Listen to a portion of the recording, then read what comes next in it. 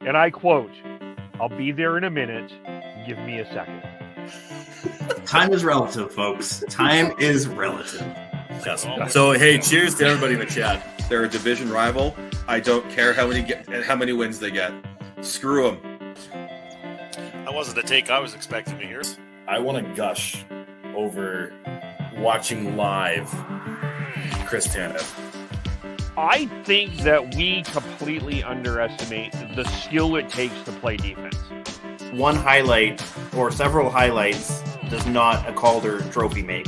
I'm stepping in here. I'm going to be the crotchety old man here. They need to learn patience. They need to understand the tension, everything, and the drama. How dare! Look at this. How is McDavid not getting a penalty?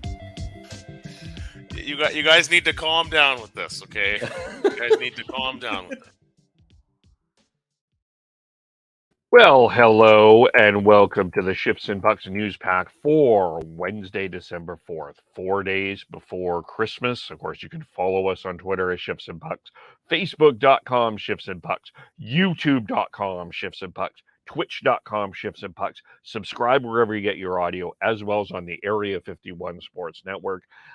We are live tomorrow for a podcast, our final podcast before Christmas, as we get ourselves ready for that. It'll be a game day tomorrow for the Flames as they play the Los Angeles Kings. Game day tomorrow for the Vancouver Canucks as they host the Seattle Kraken for the first time this year.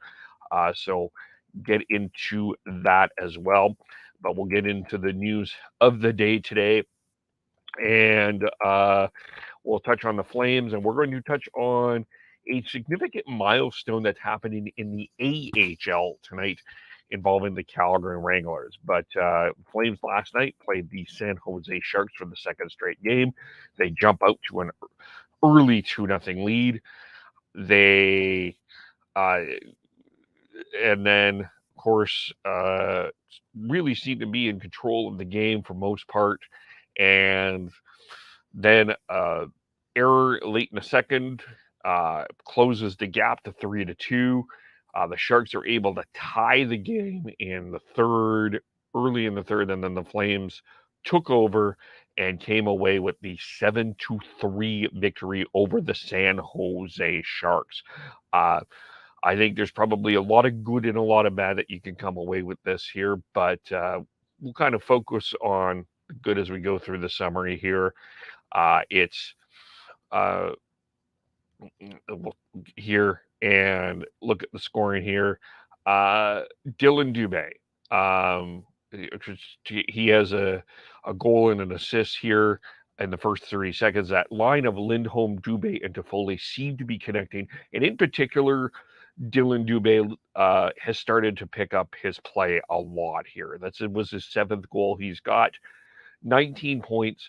We've had the conversation on what he is. This is a good point in here that he's starting to get his game on the right track. And I think he seems to be a better fit right now on that line with Lindholm and Toffoli than and Huberdeau is.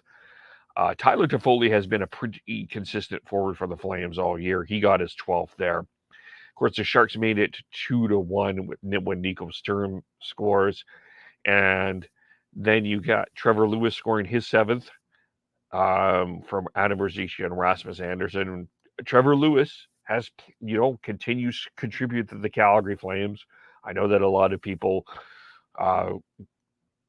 question why he's in the lineup. But I'm going to address something a little bit later of a theory that I was thinking about today. Then get the late goal, 37 seconds to go. Alexander Barbanov scores. Miscommunication for sure. Bad line change. Sharks score. 3-2 going into the third. Timo Meier ties it with his 17th. It's 3-3. And then the Flames just took back over in the game. Nazem Kadri scores his 12th from Lucic and Huberdeau. Milan Lucic gets his 2nd goal of the year from Huberdeau at 16:43, and then Toffoli gets his 2nd of the game from Lindholm and an empty net, and then Kadri got his 2nd from Huberdeau to close it out at 18:42. Now, couple things here. good for Milan Lucic to get goals in 2 straight games. I know that it's not ideal for him to be in the line with Kadri and Huberdeau, but Backlund's line with Mangiapane and Coleman, who didn't get a point last night, played more than the Kadri line last night here. So, Lucic, I know that people are saying, why is Lucic in a top 6 role? I technically don't think he was. I technically think that you could argue that Michael Backlund is the number 2 center on the team, and Nazem Kadri is number 3. Just in terms of how you slot that. Backlund plays 18:45 last night. Kadri 15:33. Lucic 12:48. Blake Coleman plays 15:07. Mangiapane plays 16:46. And that's more than Huberdeau. So that Backlund line actually played more than the Kadri line last night. So, and that line had a pretty strong game. Lucic was a +4 last night. Kadri was a +3, Huberdeau +3 as well. I know that some, plus and minus is for the Dodo Birds or whatever, but they had a pretty strong game. Look, I probably higher, even if it's third line, is still probably higher than a lot of people want to see Milan Lucic play. But this is kind of where we are at this point in time until we figure out what's going on until they get that 9th forward. They still need another forward to step up. Adam Ruzicka played a better game. Trevor Lewis played 11-24. Ruzicka played 10 minutes. Brett Ritchie 9 minutes. They just need a little bit more from other people, but I still think Milan Lucic has something to contribute to this lineup in terms of what he brings on and off the ice. And whether Sutter, you like it or not, Sutter respects what Lucic does. And I think the room in a lot of ways probably does too. And there is something to be said getting Lucic moving in a positive direction. So in terms of that, that's that. Chris Tanev back in the lineup, 21:53. Mackenzie Weegar played as well. He had 21:28. Looks like that pairing of Tanev and Weegar is starting to get comfortable. I think Mackenzie Weegar's playing a lot better. His game is starting to get together. He's starting to feel a little bit more comfortable as the season goes on. Sutter talked a little bit about the third pair. I still think there's some work to do on that. Of course, we have that Oliver Shillington question. You had Dennis Gilbert go on IR, and you got Nicholas Milosh. I wonder if you do, or Nick DeSimone, pardon me, was called up. I wonder if we see him in the final 2 games as well. And as we close out Christmas, and Jacob Markstrom played a pretty solid game. Again, 24 saves, pardon me. And he played his 5th straight game. He was solid as well. Yes, the question is how you go into LA Anaheim. I'm assuming you play Markstrom on Thursday and then maybe Vladar against Anaheim. Maybe. Or maybe you let Markstrom run the gamut here. But again, 4 good points. I think the Flames need that win against LA, and I think if you can get 6 out of 8 at least, 7 even out of 8, that really helps your positioning here for the Flames against, these are winnable games. San Jose, Anaheim, and even LA, I would argue, is a winnable game for this Flames team. The Kings don't have the greatest goaltending right now. And so, this is an opportunity again, currently tied with Edmonton for that second wild card spot and the wild card spot overall with Colorado. Both of them will won 2 in a row. The Oilers have an interesting game tonight. We'll touch on that in a second. 3 points behind Seattle, 5 points behind Los Angeles. But they've won 3. The Kings have won 3 in a row. So pretty interesting game tomorrow. Now, the Sharks, of course, they've lost 3 in a row. They play the Wild next, and they are at 26 points here for the season. Other games last night as we look at the scoreboard, and we've got we've got the interesting games. I think the Leafs, was an interesting one. Their first round match, first time playing the Lightning. Lightning spent 3 days in Toronto. It sounds like John Cooper felt like Daryl Sutter did when the Flames went to Columbus and they went for a visit. The Leafs come away with a 4-1 win. I think it was a statement game that the Leafs wanted to establish themselves in that game, in that series. That's a potential first-round matchup again. The way the playoffs are going, it's probably going to have to go through Tampa Bay if you're Toronto. You get the win from Matt Murray, who's 8-2-2. Michael Bunting had that ref incident, but he got a goal. Austin Matthews gets a goal as well. So Leafs, looking pretty good yesterday as well. The Kings beat the Ducks. The Devils are stumbling. The Hurricanes take over first place in the Metropolitan Division with a 4-1 victory over the New Jersey Devils. And with,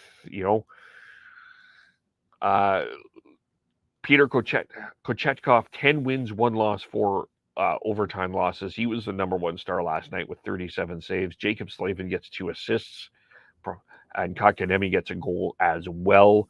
Jersey struggling right now. Their goaltending hasn't been the same, and that's been the big thing, and that's always been the big question.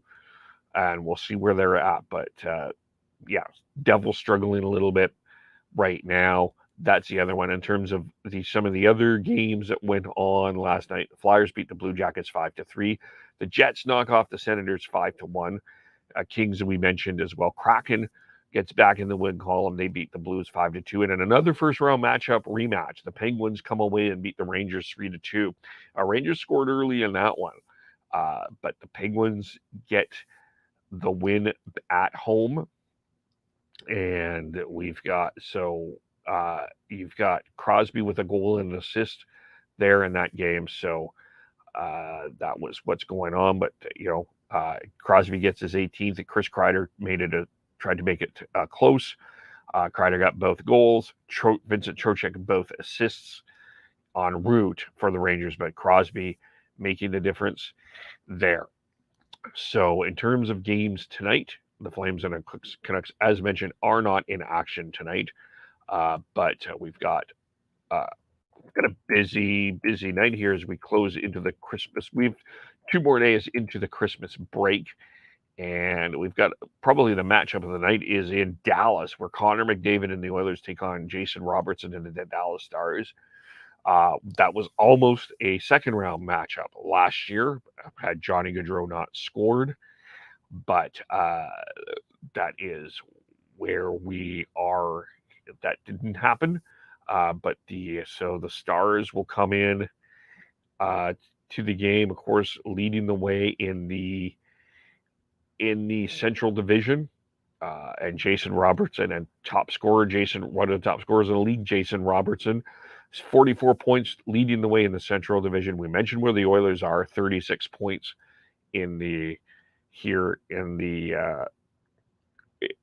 so second in the line there. Looking a bit in terms of the lineup, goaltending, Jack Campbell will get the call in goal for the Oilers, and it looks like it will be Jake Ottinger for the Stars and there. And then so we got the other games going on here. Jersey has a chance to bounce back tonight. They play the Florida Panthers. Panthers coming off a dominant loss to the Boston Bruins. Mackenzie Blackwood will get the call and goal for the Devils. The Panthers will go with Sergei Bobrovsky. Number of injuries. Barkov down. Patrick Hornquist has a concussion. Chris Turney a concussion. Rocco Gudas a concussion as well. The Steve Yzerman Bowl is in Detroit. The Tampa Bay Lightning take on the Detroit Red Wings. Brian Elliott will get the call and goal for the Lightning tonight, and it will be Billy Husso in Detroit. Mentioned the Oilers and the Stars. Montreal Canadiens will take on the Colorado Avalanche. Jake Allen will get the call and goal. Avalanche, of course, tied with the Oilers and the Flames in that wild card race there. Alexander Gorgiev getting the call in goal for the Avalanche. Predators and the Blackhawks. UC Saros getting the call and goal against the Blackhawks, who will start Peter Mrazek.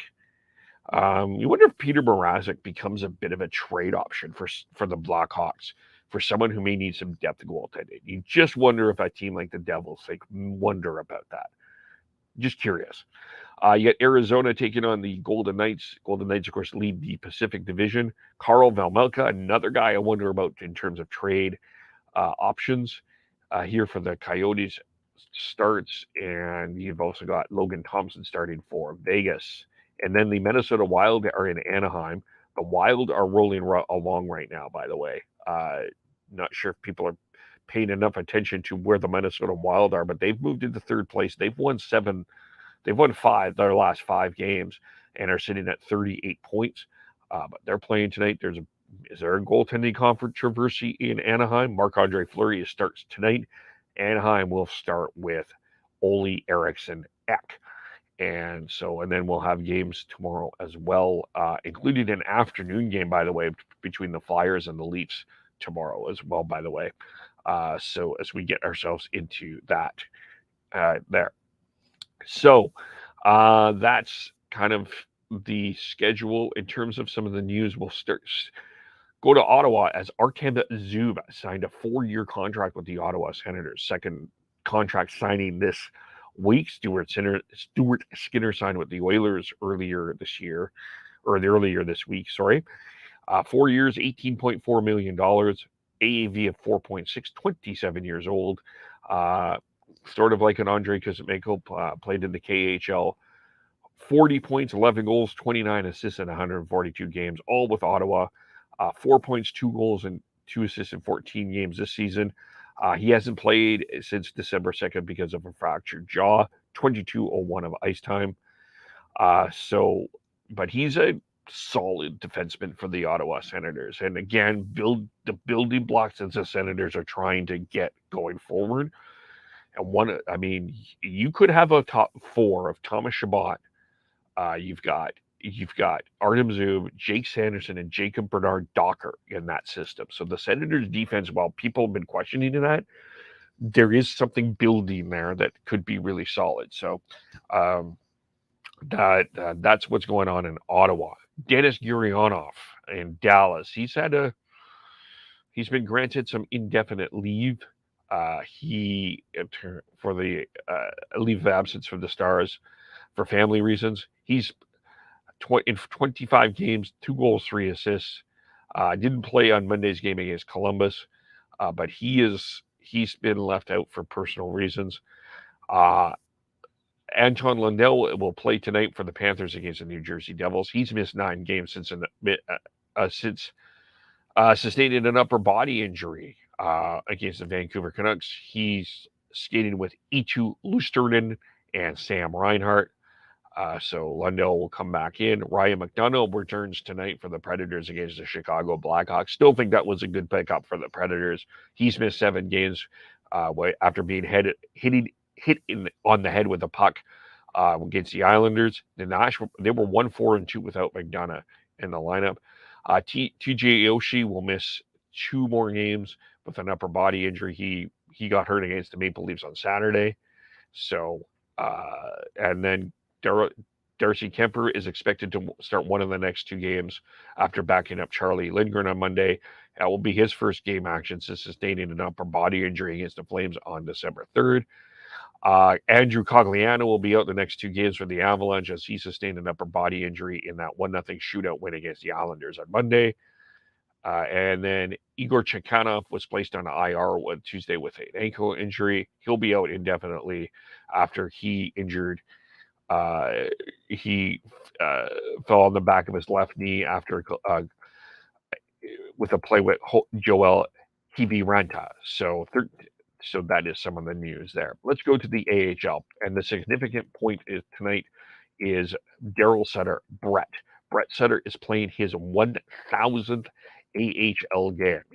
Against the team that he was a captain of, the Ontario Reign. He is only the 8th player in history to do that. So tonight is a special night at the Saddledome when the Wranglers are playing the Ontario Reign. He the captain of the Wranglers right now. He's playing right now. A lot, looks like a line with Kevin Rooney and Walker Dura, but he's been up and down the lineup. Here's my thing. A lot of talk has been about if the Flames should be bringing up the Connor Zary's, Jacob Pelches, and the Matthew Phillips, and of course they did bring up Phillips. Phillips has been a healthy scratch, and whether or not you think that that's the right move or not, that's the move that they've made. You've got Raheem Zerhorna that will also be back down there as well. Players like Brett Sutter, I think, help Pelche and Zary just become all-round good hockey players. And that's why Brett Sutter's wearing the C with the Wranglers. The Wranglers are playing very well right now. They've won 8 of their last 10. Dustin Wolf played really well against the Reign. I see the one side of that argument that you want to give these kids that opportunity. But the other side here, I wonder if the Calgary Wranglers might be going on a pretty significant playoff run. And this team may be building something special for a Calder Cup run. And I know that the idea and the organization and everyone in Flamesland wants a Stanley Cup run. You wonder what I'm just thinking a little bit about what a Calder Cup run would do and a playoff run would do for players like Zary and Pelche, Cole Schwint as well, Kevin Rooney trying to get his confidence back. So as well, and I still think the Flames will need Kevin Rooney. So, but think about what Brett Sutter has done. He had 1,000 games. Whether you think it's a significant accomplishment in playing professional hockey, tremendous influence, great person. I hope that this is a special night for him. So, congratulations to Brett Sutter, and I think just a guy with a strong influence on the roster, the Wranglers roster, and I think Carney, congratulations, 1,000 professional games. That deserves all the credit in the world. So, and as we just think about that a little bit here, I think that's a special thing. There's the other 7 players that have done it are Willie Marshall, Fred Glover, Brian Helmer, Harry Pitherney, Mike Nikolak, and Jody Gage, Rob Murray, and all are in the AHL Hall of Fame. So, I think already congratulations to Brett Sutter for that. In terms of AHL games, Nils Nordlander did play last night for the Abbotsford Canucks. Played his first game as he's been sent down, but the Canucks came away with the 6-2 win last night.